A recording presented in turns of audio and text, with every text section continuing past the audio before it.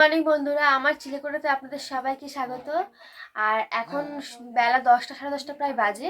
আর আজকে তো ঘরবাড়ি পুজো, আজকে অনেকে কোনা পুজো বলে, অনেকে ঘরবাড়ি পুজো বলে। আর সেটাই করছি আমরা দুই যা মিলে। আর আমরা দেখো এখন সানফান করে সব রেডি হয়ে গেছি আমরা দুজনে আজকে। আর আমাদের ঠাকুর ঘর পরিষ্কার করা হয়ে গেছে, এবার আলপনা দিচ্ছি। আর এই ঘট আছে এখানে, এই যে ঘট আছে এখানে, আর যা যা লাগে সবকিছু এনে রেডি করে রেখেছি। আর পুজো, আজকে ঘরবাড়ি পুজো কি করে আমরা করি সেটা তোমাদেরকে দেখাবো। প্রথমে ঠাকুর ঘরটা পরিষ্কার করে নিয়ে এসেছি, এনে ছোট করে আলপনা দিয়ে নিলাম।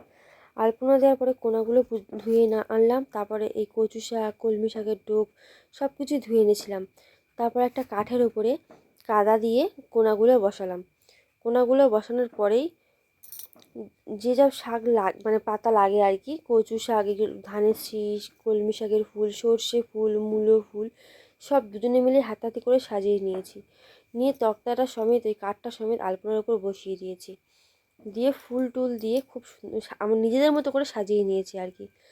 সাজিয়ে নেওয়ার পর ধূপ মোমবাতি জেলে ঠাকুরের মিষ্টি দিয়ে আমি ঠাকুরের জল ঢেলে দিলাম।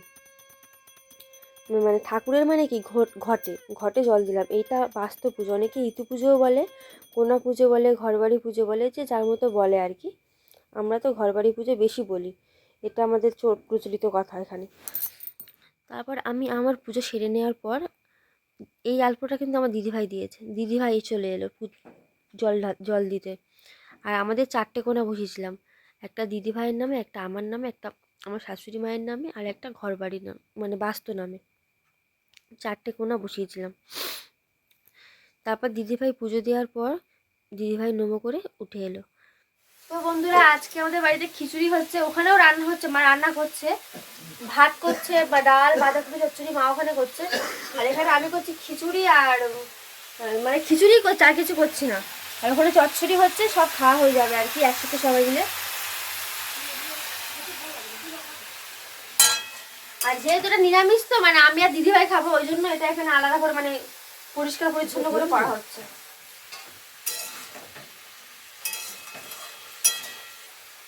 আজকে তো অনেক রকম সবজি আছে, ফুলকপি, আলু, মূলো, তারপরে তারপরে কি, পেঁপে, বাঁধাকপি, মূলো শাক, পালং শাক, অনেক কিছু আছে। কিছুটা করি, তারপর আবার কথা হচ্ছে। আর আমাদের পুচকে এখানে বদমাশি করছে, খালি এক জায়গায় বসছে না, যেখানে সেখানে চলে যাচ্ছে। মায়ের এখানে প্রায় রান্না কমপ্লিট। আগে ডাল হয়ে গেছে, এখন চচ্চড়ি হচ্ছে। ডাল হয়ে গেছে, মানে পুরুল দিয়ে, মানে ধুদল দিয়ে ইয়ে করা হয়েছে, একটু শুক্তো কর্তৃত্ব করা হয়েছে। ওই জন্য খিচুড়ি রেডি হয়ে গেছে, এখন ওপরে যেতে পারছে না, দেখাতে পারছে না, ওই জন্য। দিদিভাই ভাত বাড়ছে, ও খেতে বসেছে, আর বাবা খেতে বসেছে। বাবা খাওয়া শুরু করে দিয়েছে অবশ্য। আজকে আমাদের নিরামিষ।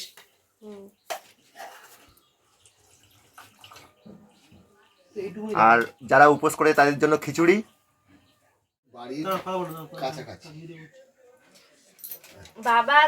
বাবা মা ওর সবার খাওয়া হয়ে গেছে, দাদাভাই খায়নি এখনো, ছানি করেনি, খাবে কি করে। আর আমি আর দিদাভাই খেতে বসেছি, এখন খিচুড়ি খাচ্ছি। যেহেতু আমরা উপোস ছিলাম, ওই জন্য খিচুড়ি বানিয়েছিলাম, এখন আমরা খিচুড়ি খাচ্ছি।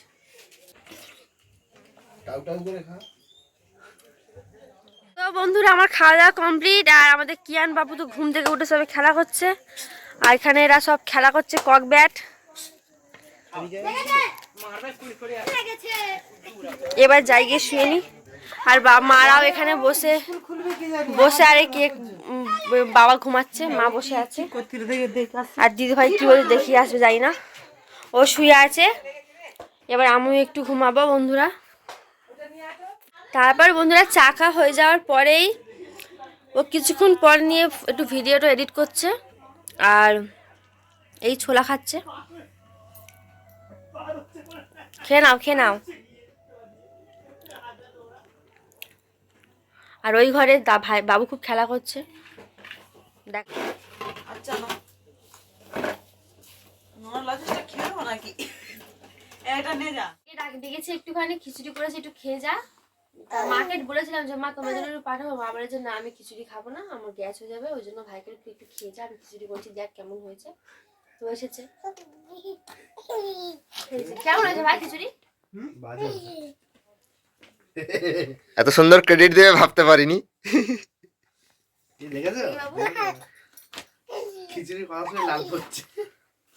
এখনো খাচ্ছে, ওর খাওয়া হয়ে গেলে তারপরে আমরা খাবো। এই দিদিভাই সব থালা বাসন পাচ্ছে, আমরা সবাই খাবো। তরকারি পত্র গরম হচ্ছে, আর বাবা মা এখনো আসেনি। মা একটা বামন দৌড়িতে বাড়ি গেছিল, সেখান থেকে মা এনেছে প্রসাদ। আজ কোনা ঘর বাড়ি পুজো না, ওখান থেকে প্রসাদ নিয়ে এসেছে। আমি এবার কাটিয়ে ওকে একটু দিয়েছি।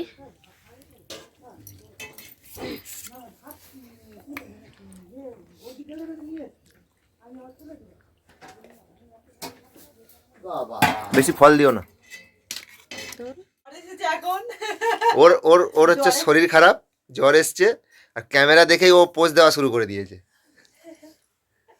ওষুধ খেয়েছে সবে, ঠান্ডা লেগেছে খুব, হঠাৎ খুব জ্বর এসছে।